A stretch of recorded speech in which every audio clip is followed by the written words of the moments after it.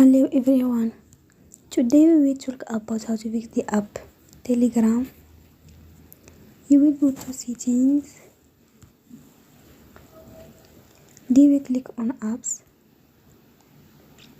After that you will search the app Telegram and we click. Then you will on for stop. After that you will go to storage. Then we click on clear cache.